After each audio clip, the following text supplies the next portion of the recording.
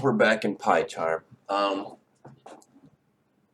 want to do some loops and stuff to explain on how you iterate through a whole bunch of data. But I think I'm going to do that here later. I thought classes would be a more appropriate one. And afterwards, we can iterate through classes and stuff to show more like that breeding bot you're talking about, how you'd pull information. So in in Python, you do your classes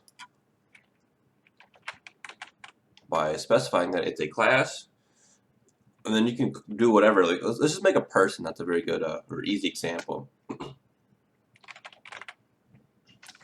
It's better to capitalize it. You don't have to, but it's like a standard to capitalize your class names. And there is a method. This is called a constructor. In Python, you use two underscores. See right here, init self. Why is this way? I'm not sure. Maybe the way the interpreter compiles the code or interprets the code. And you can put different parameters in here too. So let's say a person's going to have a name and age. We'll use our earlier example. So you always use this. Self is itself. So when you create a person, let's say we create a person called Mike. When you create it, it always references itself first. So again, it's just a Python thing. Like if you were to use C#, their constructors look entirely different.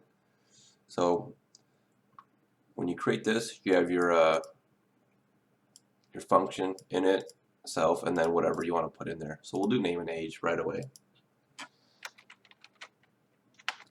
And then you gotta assign values. So self dot. This is when you start using the dot notation to pull values from what you want to modify or access. So if we want to send a value to this, we'll just do like this.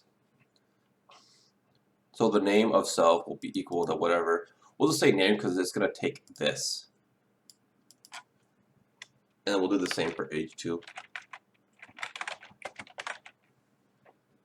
So now if you were to make a person, we'll do it in the main here.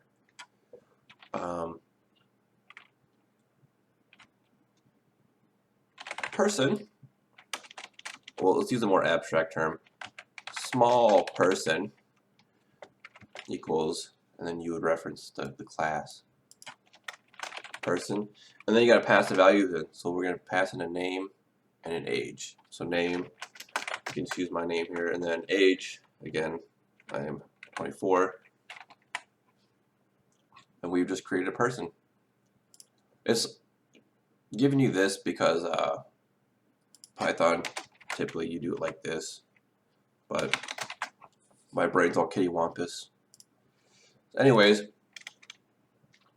so you want to access those, we'll use the print function from before. So if you want to print the name, small person right there, dot, then you have access to all the stuff in there. These are, you don't gotta worry about these. It's more computer sciencey stuff.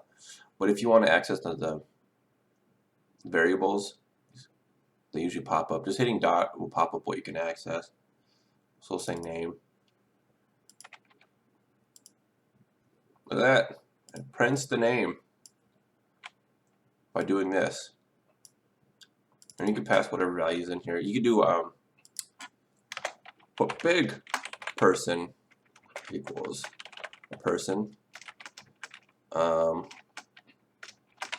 your name, and you're old as fuck, 40. So check that out. Now we're gonna do print big person dot age, and you get the age out of there. So that's how objects work, and you can put any kind of stuff or any kind of values in there. You can change stuff as well. So say you wanted to modify this, so you can go person dot name. You can change it on the fly. Giggins. Oh, whoops, I gotta get rid of this. So see, we created the object with the name Sam, but then we accessed it and changed it on the fly here. So that when we print it, it's gonna print that.